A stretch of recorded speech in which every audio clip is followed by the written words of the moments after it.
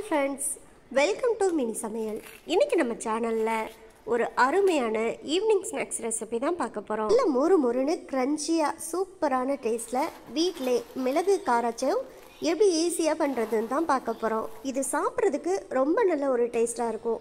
அதனாலேயே குழந்தைங்கள்லேருந்து பெரியவங்க வரைக்கும் ஆசையாக கேட்டு விரும்பி சாப்பிடுவாங்க. அது மட்டும் இல்லாமல் ஈவினிங் டீ போடுற டயத்தில் இந்த மாதிரி மொறு மொறுன்னு ஸ்நாக்ஸ் அன்றைக்கி செஞ்சு கொடுக்கும்போது ஸ்கூல் விட்டு வர்ற பசங்களும் ஆசையாக சாப்பிடுவாங்க. இப்போ இந்த மிளகு காராச்சேவ் எப்படி பண்ணுறதுன்னு பார்க்கலாமா? அதுக்கு ஃபஸ்ட்டு ஒரு மிக்ஸி ஜார் எடுத்துக்கோங்க. அதில் 2 ஸ்பூன் அளவுக்கு மிளகு சேர்த்துக்கோங்க. இந்த காராச்சேவ் செய்கிறதுக்கு முக்கியமான இன்க்ரீடியன்ட்ஸுன்னு சொல்லப்போனால் அது மிளகு தான். அதனால் 2 ஸ்பூன் சேர்த்துக்கோங்க. இதுக்கு வேறு எதுவும் காரத்துக்காக நம்ம சேர்க்க போகிறதில்ல, மிளகு மட்டும்தான் சேர்க்க போகிறோம். இப்போ இந்த மிளகை மிக்ஸி ஜாரில் கொஞ்சம் கொரகொரப்பாக அரைச்சி எடுத்துக்கலாம். பாருங்கள், இப்போ மிளகையும் அரைச்சி எடுத்தாச்சு. இப்போ நான் ஒரு ஸ்பூனில் உங்களுக்கு எடுத்து காமிக்கிறேன் பாருங்கள். மிளகை ரொம்பவும் நைஸாக பவுடராக நம்ம அரைச்சிடக்கூடாது, கொஞ்சம் கொரகொரப்பாக அரைச்சி எடுத்துக்கணும். அப்போ தான் இந்த காராச்சேவில் சேர்க்குறதுக்கு நல்லாயிருக்கும். பாருங்கள், மிளகு அரைச்சதுக்கப்புறமா இந்த அளவுக்கு இந்த மாதிரி கொரகொரப்பாக இருக்கணும். இப்போ மிளகு நம்ம ரெடி பண்ணியாச்சு. அடுத்ததாக அதே மிக்ஸி ஜாரில் ஒரு 6லேருந்து 7 பல் பூண்டு சேர்த்துக்கோங்க. இப்போ இதை நல்லா நைஸாக பேஸ்ட்டாக அரைச்சி எடுத்துக்கணும். இப்போ இதை அரைச்சி எடுத்துக்கலாம். பாருங்கள், அரைச்சாச்சு. இந்த அளவுக்கு நல்லா பேஸ்ட்டாக அரைச்சி எடுத்து வச்சுக்கணும்.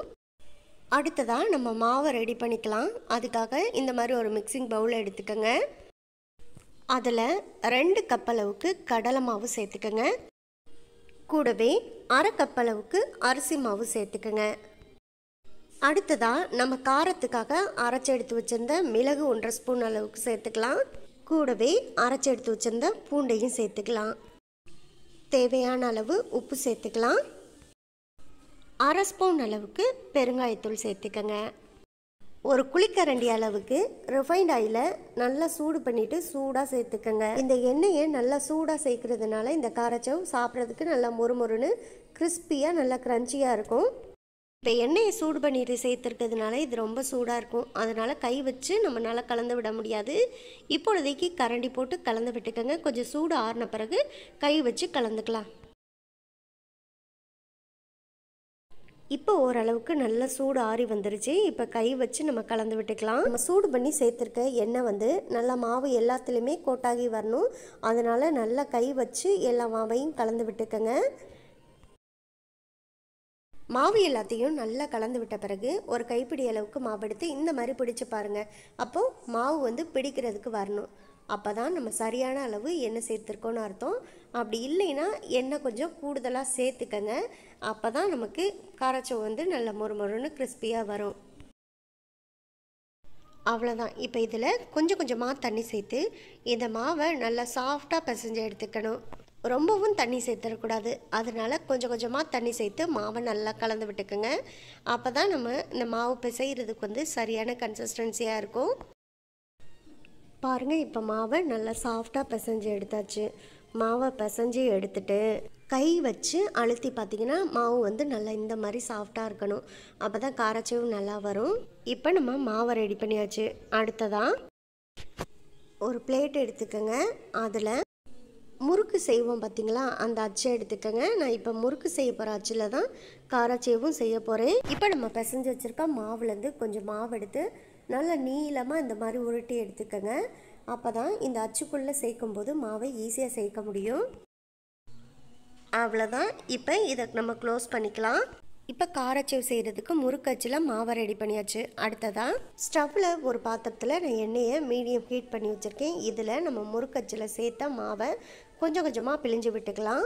பாருங்கள், இந்த அளவுக்கு நீளமாக பிழிஞ்சு விட்டுட்டு கை வச்சு இந்த மாதிரி கட் பண்ணி விட்டுருங்க. சேர்க்கும் போது கொஞ்சம் கொஞ்சம் தள்ளி தள்ளி அடுத்தடுத்து சேர்த்துக்கங்க. ஒன்று மேலே ஒன்றா சேர்த்தாலும் ஒன்றும் இல்லை. ஏன்னா நல்லா வெந்ததுக்கப்புறம் கிறிஸ்பியாக மொறுமொறுன்னு வந்ததுக்கப்புறம் தனித்தனியாக பிரிஞ்சு வந்துடும். அதுக்கப்புறம் நம்ம காராச்சேவை உடச்சி எடுத்துக்கலாம். பாருங்கள், மாவை சேர்த்த உடனே எந்த அளவுக்கு பபிள்ஸ் வருதுன்னு பாருங்கள். இது எல்லாம் நல்லா வெந்த உடனே இந்த பபிள்ஸ் எல்லாமே குறைஞ்சி வந்துடும். உடனே மாவாக இருக்கும்போது நம்ம திருப்பி போட்டக்கூடாது. கொஞ்சம் லைட்டாக வெந்த உடனே கரண்டி வச்சு லைட்டாக எல்லாத்தையும் திருப்பி போட்டுக்கலாம். பாருங்கள், இப்போ லைட்டாக ஒரு கோல்டன் கலரில் செவந்து வந்துருச்சு. அதனால் இன்னொரு பக்கமும் திருப்பி போட்டு வேக வச்சுக்கலாம். 2 பக்கமும் நல்லா திருப்பி போட்டு மொறு மொறுன்னு கிறிஸ்பியாக வேக வச்சு எடுத்துக்கணும். கடைசியாக நல்லா மொறு மொறுன்னு கோல்டன் கலரில் செவந்து வந்தோடனே இதை எல்லாத்தையும் நம்ம வெளியில் எடுத்துக்கலாம். பாருங்கள், இப்போ 2 பக்கமும் நல்ல ஒரு கோல்டன் கலரில் செவந்து வந்துருச்சு. அவ்வளோதான், நம்ம இதை அப்படியே எண்ணெயிலேருந்து வடிகட்டிட்டு வெளியில் எடுத்து வச்சுக்கலாம். பாருங்கள், பார்க்கும்போதே தெரியும் நல்லா மொறுமொறுன்னு எவ்வளோ கிறிஸ்பியாக நமக்கு வெந்து வந்திருக்குன்னு பாருங்கள். இப்போ அதை அப்படியே ஒரு பிளேட்டுக்கு மாற்றிக்கலாம். இதே போல் மீதம் இருக்க மாவையுமே நம்ம ரெடி பண்ணிக்கலாம். பாருங்கள், ரொம்ப ரொம்ப டேஸ்ட்டாக நல்ல மொறுமொறுன்னு கிறிஸ்பியான காரச்சேவ் ரெடி பண்ணியாச்சு. இதே போல் நீங்களும் ட்ரை பண்ணுங்கள். ட்ரை பண்ணி பார்த்துட்டு எப்படி வந்துச்சுங்கிறத கமெண்ட் பாக்ஸில் சொல்லுங்கள். இந்த வீடியோ உங்களுக்கு பிடிச்சிருந்தா இந்த வீடியோவை லைக் பண்ணி நம்ம சேனலை மறந்துடாமல் சப்ஸ்கிரைப் பண்ணிக்கோங்க. சப்ஸ்கிரைப் பண்ணும்போது பக்கத்தில் உள்ள பெல் ஐக்கானை கிளிக் பண்ணி வச்சுட்டிங்கன்னா நான் போடக்கூடிய குக்கிங் வீடியோ எல்லாமே உடனுக்குடனே உங்களுக்கு வந்து சேரும். உங்கள் ஃப்ரெண்ட்ஸ் அண்ட் ரிலேட்டிவ்ஸ் எல்லாருக்கும் ஷேர் பண்ணுங்கள். இது போல் அடுத்தடுத்து நல்ல நல்ல வீடியோவில் சந்திப்போம். ஓகே, பாய்.